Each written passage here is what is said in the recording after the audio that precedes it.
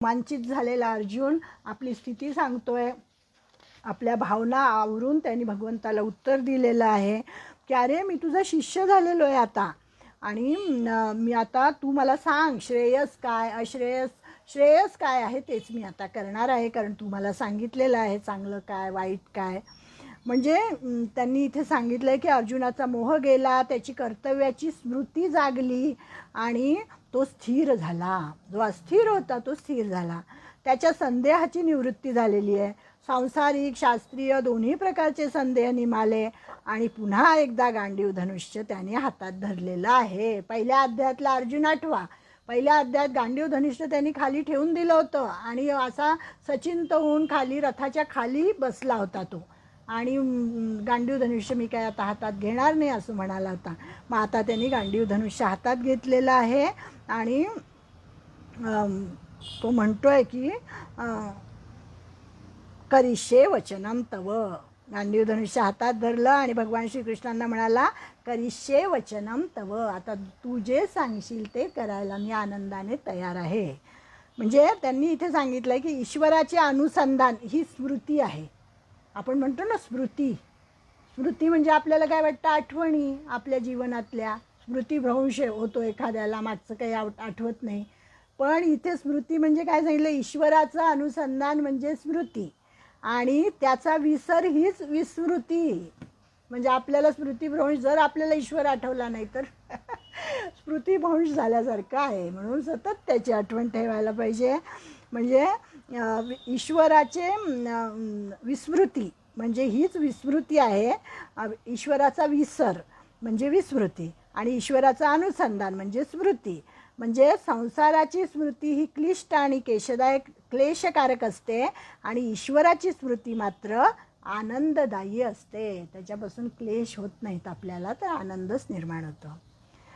मग कर्माच्या स्मृतीमुळे काय होतं, कर्मयोग साधला जातो. ईश्वराच्या स्मृतीमुळे भक्तियोग साधला जातो आणि आत्म्याच्या शुद्ध स्वरूपाच्या स्मृतीमुळे ज्ञानयोग. अशा प्रकारे या तिन्हीचा समन्वय अर्जुनाच्या ठिकाणी एकाच वेळी झालेला आहे. म्हणजे त्याला कर्मयोगही प्राप्त झाला, त्याला भक्तियोगही प्राप्त झाला आणि त्याला ज्ञानयोगसुद्धा साध्य झालेला आहे. आणि असा हा अर्जुन, ज्ञानोबा म्हणतात या ठिकाणी की संवादाच्या बोहल्यावर कृष्ण आणि अर्जुन या दोघांच्या ऐक्यतेचे लग्न लागले. दोघेही स्वरूप ऐक्यतेला पावले, दोघेही एक झाले. मी तुझा शिष्य आहे, मला श्रेयस सांग, असे अर्जुन बोलला होता दुसऱ्या अध्यायामध्ये. दुसऱ्या अध्यायामध्ये शिष्यस्तेहम शाधिमाम त्वाम प्रपन्नम असं त्यांनी म्हटलं होतं की मी तुझा शिष्य झालेलो आहे, मी धर्मसम्मूढ झालेलो आहे, तर तू मला सांग श्रेयस काय निश्रेयस काय हे तू मला सांग. तर तेव्हा भगवंतांनी त्याच्या निमित्ताने अवघ्या मानवजातीला श्रेयसाचा म्हणजे हिताचा म्हणजेच आत्मकल्याणाचा मार्ग सांगितलेला आहे आणि उपदेश केलेला आहे. त्याच्यामुळे अर्जुन कृतार्थ झाला. अर्जुनाबरोबर आपणही कृतार्थ झालो आणि हे जे गीताशास्त्र आहे हे या ठिकाणी संपलेलं आहे. आता पूर्वीच्या कथा संबंधाचे वर्तुळ संजय पूर्ण करतो. आता ही जी महाभारतातली कथा आहे की ते आता संजय सांगत होता ना, संजयाला दिव्यदृष्टी दिलेली होती आणि तो सांगत होता धृतराष्ट्राला. तर मग संजय म्हणतो या प्रकार 74वा श्लोक आहे, इत्यहं वासुदेवस्य पार्थस्य च महात्मनः संवादमिमम श्रौषम अद्भुतम रोमहर्षणम. की या प्रकारे मी श्री वासुदेवाचा आणि महात्मा अर्जुनाचा हा अद्भुत रहस्यमय व रोमांचकारी संवाद ऐकला. हे मी ऐकलं आणि हे तो या श्लोकामध्ये सांगतोय की असे द्वैतपणाचे बोलत असता संवादाने द्वैताचा ग्रास करणारे असे हे दोघांचे बोलणे मी ऐकले असं संजय म्हणाला. आणि इथे पण ज्ञानेश्वरीतच काय सांगितलं आहे ते त्यांनी लिहिलं आहे की 2 आरसे स्वच्छ करून एकमेकांपुढे ठेवले असता कोणता आरसा कोणत्या आरशाला पाहतो म्हणून कल्पना करावी, असं होतं का? अथवा एका दिव्यासमोर दुसरा दिवा ठेवला, कोणाला कोणाचा उपयोग आहे हे कोणी जाणावे. अथवा एका सूर्यापुढे दुसरा सूर्य ठेवला तर प्रकाशक कोण आणि प्रकाश्य कोण हे काय सांगावे. म्हणजे याचा पक्का निश्चय करावयास गेले तर निश्चय कुंठित होतो. तसं हे कृष्णार्जुनांचं झालेलं आहे. हे ते दोघे संवादाने इतके सारखे झाले, ये हृदयीचे ते हृदयी घातले, अशी त्यांची स्थिती झालेली आहे. म्हणजे संजयाचं भाग्य इतकं अलौकिक आहे, कारण महर्षी व्यासांच्या कृपेने त्याला हा सर्व अद्भुत संवाद श्रवण करायला मिळाला होता आणि तो संजयही कृतार्थ झाला. त्यामुळे संजयाने स्वतःची स्थिती पण सांगितलेली आहे इथे, की श्री व्यासांच्या कृपेने दिव्यदृष्टी मिळाल्यामुळे मी हा परमरहस्ययुक्त गुह्ययोग स्वतः योगेश्वर श्रीकृष्ण भगवंतापासून साक्षात सांगत असताना ऐकला. हे कुठल्या श्लोकात आहे? 75व्या श्लोकामध्ये संजय स्वतःची स्थिती सांगतोय. व्यासप्रसादाच्युतवान एतद्गुह्यमहं परम योगम योगेश्वरात कृष्णात साक्षात कथयत स्वयं. की व्यासांच्या प्रसादाने, व्यासांच्या कृपेमुळे मला दिव्यदृष्टी मिळाली आणि मग हे जे रहस्ययुक्त, हे जे गुह्य ज्ञान ते या दोघांचं मी ऐकलं. भगवंतानी अर्जुनाला सांगितलेलं आणि ते साक्षात सांगितलेलं, म्हणून वाङ्मयीन मूर्ती म्हटलेलंच आहे गीतेला, की गीता काही अशी तशी नाही आहे, तर ती भगवंताची वाङ्मयीन मूर्ती आहे प्रत्यक्ष. त्यामुळे गीता आपल्या घरात आहे म्हणजे प्रत्यक्ष भगवंत आपल्या घरात आहेत असं वाटायला पाहिजे. त्या गीतेला कव्हर घालायला पाहिजे, तिला स्वच्छ ठेवायला पाहिजे, तिचं पान दुमडायला नको, तिची काळजी घ्यायला पाहिजे, कारण प्रत्यक्ष भगवंताची ती वाङ्मयीन मूर्ती आहे. आणि म्हणून मग संजय इथे आपला अनुभव सांगतोय की माझं कसं झालं. संजयाचंही असंच झालेलं आहे. ज्ञानेश्वरीमध्ये सुद्धा हे सगळं आहे की त्याचे अष्टसात्विक भाव फुलून आले, त्याच्या अंगावर रोमांच आले, त्याच्या डोळ्यातून भराभर अश्रू व्हायला लागले, घर्मबिंदू साचले, वाणी कुंठित झाली, त्याला बोलता येईना, अशी सगळी संजयाची अवस्था झालेली आहे. आपला अद्भुत अनुभव अधिकच रोमांचित होऊन संजय सांगतोय. पुढच्या 2 श्लोकांमध्ये पण संजय आपला अनुभव सांगतोय.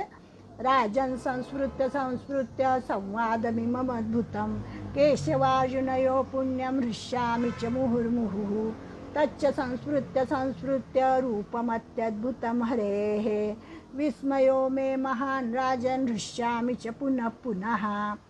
तो सांगतोय, हे राजन, धृतराष्ट्राला सांगतोय, श्रीकृष्ण भगवान श्रीकृष्ण म्हणजे आणि अर्जुन यांच्या या रहस्ययुक्त कल्याणकारी आणि अद्भुत संवादाचे मला पुन्हा पुन्हा स्मरण होत आहे. आता गीता संपलेली आहे, संवाद संपलेला आहे, पण ह्याला सतत त्याचा परिणाम इतका त्याच्यावर झालेला आहे संजयावर, की तो म्हणतो की पुन्हा पुन्हा मला ते आठवतं आहे, त्यांचा तो अद्भुत संवाद, आणि माझं मन वारंवार हर्षित होत आहे. आणि त्यांनी प्रत्यक्ष भगवंतांना पाहिलं होतं, त्यामुळे श्रीहरीचे अति अद्भुत रूपही मला वरचेवर आठवतं आहे आणि माझ्या चित्तामध्ये महान आश्चर्य होत आहे आणि मी पुन्हा पुन्हा हर्ष पावत आहे. म्हणजे संजय पण किती भाग्यवान होता की त्याला हे सगळं प्रत्यक्ष पाहायला मिळालेलं आहे. कृष्णार्जुन परमार्थ संवादात त्याचं जणू काही स्नानच घडलेलं आहे असं सांगितलं त्यांनी, आणि ते स्नान घडल्यामुळे सगळी पापं नष्ट झालेली आहेत, अष्टसात्विक भाव त्याचे जागृत झाले आणि अर्जुनाप्रमाणे तोही कृतार्थ झाला संजय. आणि परंतु आता इथून पुढे त्यांनी धृतराष्ट्राची स्थिती सांगितलेली आहे. धृतराष्ट्राची अवस्था कशी होती की म्हणे, पिशाच्चे जे असतात ना, त्या पिशाच्यांना रात्री दिसतं आणि दिवसा उजाडलं तरी त्यांना काही दिसत नाही. म्हणजे उजाडलं असता पिशाच्यांना रात्र झाली असे वाटते. धृतराष्ट्राचे तसेच झाले आणि भगवद्गीतेपेक्षा युद्धाचा निकाल त्याला अधिक प्रिय वाटत होता.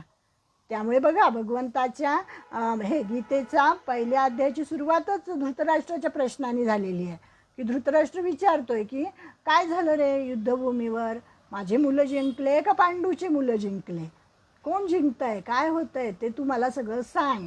त्यामुळे धृतराष्ट्राला इथे उत्तर, त्या प्रश्नाचं, पहिल्या प्रश्नाचं उत्तर संजय या शेवटच्या श्लोकामध्ये देतोय. तो म्हणतोय, धृतराष्ट्राला उत्तर देताना त्यांनी अतिशय सत्य सांगितलेलं आहे, कटू सत्य सांगितलेलं आहे, पण ते जरा फिरवून गोड भाषेत सांगितलेलं आहे. कारण संजय हा कोण होता, त्याचा सेवक होता ना, धृतराष्ट्र राजा होता आणि त्याचा सेवक हा संजय होता. त्यामुळे आता आपल्या राजाला दुखवायचं कसं, त्याला कशा पद्धतीने सांगायचं. त्याने विचारलं होतं, जय कोणाचा होणार आणि हरणार कोण ते मला सांग. तेव्हा संजयाने उत्तर दिलेलं आहे. शेवटचा श्लोक आहे, यत्र योगेश्वर कृष्णो यत्र पार्थो धनुर्धरः तत्र श्रीर्विजयो भूतिर्ध्रुवा नीतिर्मतिर्मम. की ज्या बाजूला भगवान श्रीकृष्ण आहेत, ज्या बाजूला गांडीवधारी धनुष्य धारण केलेला असा अर्जुन आहे, आणि तेथेच श्री, विजय, विभूती आणि वैभव आणि अचल नीती आहे असे माझे मत आहे. त्यांनी असं नाही सांगितलं की पांडवांचा जय होईल, तुझ्या मुलांचा पराजय होईल किंवा तुझ्या मुलांचा जय होईल, असं काहीही त्यांनी सांगितलं नाही. त्यांनी सांगितलं जेथे योगेश्वर श्रीकृष्ण भगवान आहेत आणि जेथे गांडीवधारी हा आहे, कोण आपला अर्जुन आहे, तिकडेच विजय होणार आणि तिकडे श्री जाणार, म्हणजे लक्ष्मी. श्री म्हणजे लक्ष्मी. यावर ज्ञानोबांनी खूप सुंदर भाष्य केलेलं आहे. त्या ओव्या खूप छान आहेत. चंद्र तेथे चंद्रिका, शंभू तेथे अंबिका, संत तेथे विवेका असने की जी. राहो तेथे कटक, सौजन्य तेथे सोयरिक, वन्ही तेथे दाहक सामर्थ्य की. दया तेथे धर्मू, धर्मू तेथे सुखागमू, सुखी परषोत्तमू असे जैसा. वसंत तेथे वने, वन तेथ सुमने, सुमनी पालिंगने सारंगाची. गुरु तेथ ज्ञान, ज्ञानी आत्मदर्शन, दर्शनी समाधान अथी जैसे. भाग्य तेथ विलासू, सुख तेथे उल्लासू, हे असो तेथ प्रकाशू सूर्य जेथे. तैसे सकळ पुरुषार्थ, जेणे स्वामी का सनाथ, तो श्रीकृष्ण राव जेथ तेथ लक्ष्मी. किती सुंदर उत्तर दिलेलं आहे की ज्या बाजूला हे सगळं आहे, म्हणजे चंद्र आहे तिथे चंद्रिका असणारच, संत आहेत तिथे विवेक असणारच, सौजन्य आहे तिथे सोयरिक असणारच. अशी सुंदर उत्तरं त्याने दिलेलं आहे. त्याचा अर्थ वाचू आपण.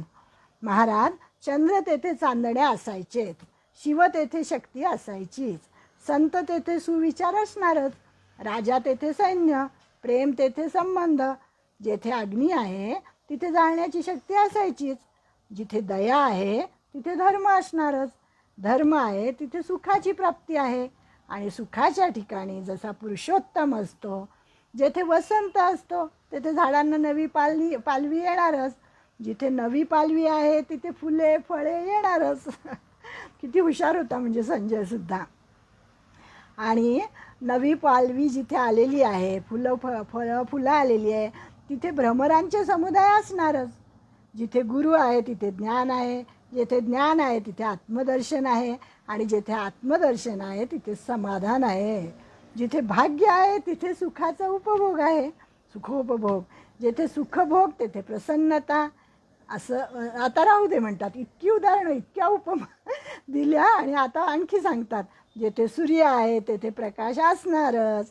त्याप्रमाणे ज्या स्वामीच्या योगाने चारही पुरुषार्थ सनात झाले आहेत, तो श्रीकृष्ण राजा जेथे आहे तेथे लक्ष्मी ही असायचीच.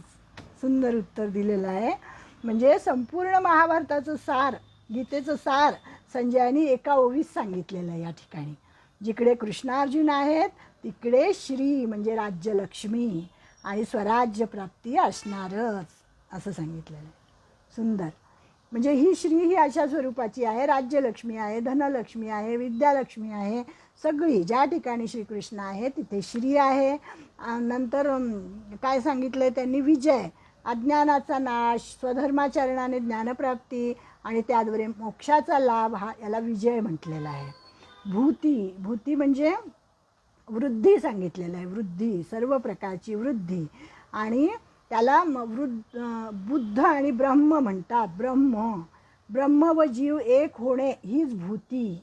विभूती म्हटलं ना त्यांनी, की जेथे योगेश्वर श्रीकृष्ण भगवान आहेत, जेथे गांडीव धनुष्यधारी अर्जुन आहे, तेथे श्री आहे, विजय आहे आणि विभूती आहे. विभूती म्हणजे वैभव आहे असं सांगितलेलं आहे. आणि जिकडे हे दोघं असणार तिथे हे सगळं असणारच असं सांगितलेलं आहे. म्हणजे गीता म्हणजे काय आहे तर गीता म्हणजे अविचल नीती पण तिथे आहे, वैभव पण तिथे आहे. धर्म आणि नीती हा पाया आहे गीतेचा. त्यामुळे धर्मक्षेत्रे कुरुक्षेत्रे समवेतायुत्सव हा मामकाः पांडवाश्चैव किम कुर्वत संजय. या प्रश्नाचं उत्तर संजयाने या ठिकाणी दिलेलं आहे. यत्र योगेश्वर कृष्णो यत्र पार्थो धनुर्धरा तत्र श्रीर्विजयो भूतिर्ध्रुवा नीतिर्मतिर्मम. म्हणजे गीता म्हणजे आपण आत्ताच म्हटलं की श्रीकृष्णाची वाङ्मयीन मूर्ती आहे. विश्वाची करुणा आल्यामुळे भगवान श्रीकृष्णाने अर्जुनाच्या निमित्ताने गीता सांगितली. करुणामय आहे भगवान श्रीकृष्ण. हे कसं आहेत, करुणेची मूर्ती आहेत आणि त्यांना करुणा आलेली आहे आणि त्यानिमित्ताने त्यांनी हा ब्रह्मानंद जणू सोपा करून सांगितलेला आहे आपल्याला. अतिशय अवघड संस्कृतमधले असलेली ही गीता नंतर त्याच्यावर अनेकांनी भाष्य केले आणि ती आपल्यापर्यंत आली. म्हणजे गीता ही निष्कपट माय आहे. माऊली म्हणून गीतेचा गौरव ज्ञानोबा माऊलींनी केलेला आहे. अशी ही गीता पूर्णपणे सांगून झाली. अतिशय सुंदर रीतीने तुम्ही ती ऐकून घेतली, त्यामुळे सगळं पुण्य तुम्हाला मिळालेलं आहे त्याचं. आता शेवट करताना आपण म्हणजे ते म्हणतात ना काय करायचं असतं, पूर्वीचं सगळं एकदा उजळणी करायची सगळी. पहिल्या अध्यायापासून आपण विसरून गेलो ना, म्हणून मग ती उजळणी करायची आहे. ते मी सांगते. अध्याय संगतीच इथे सांगितलेली आहे. बघा आपल्याला किती आठवतं आहे. पहिला अध्याय. गीता त्रैलोक्य पावन करणारी आहे. अर्जुनाला विषाद झाला होता, तो स्वधर्मापासून ढळला होता.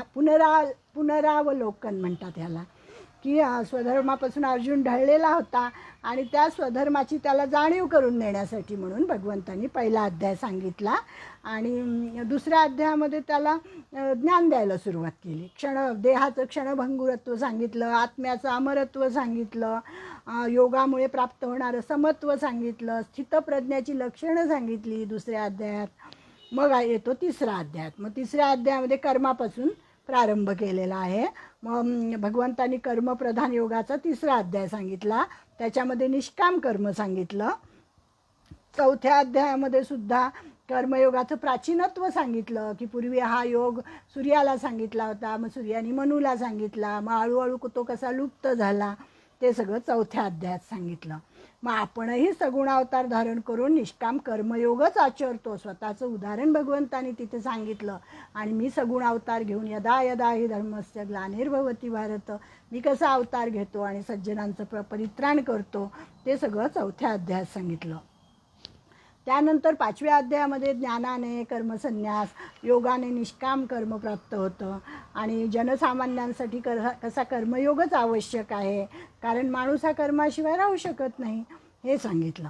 म्हणजे तिसरा, चौथा, पाचवा हे तिन्ही अध्याय कर्म कसे असावे, अनासक्त कर्मयोग कसा करावा, हे सगळं सांगितलेलं आहे. त्यानंतर मग येतं की आता कर्म तर सांगितलं, आता याच्या पुढे योग आलेला आहे 6व्या अध्यायामध्ये.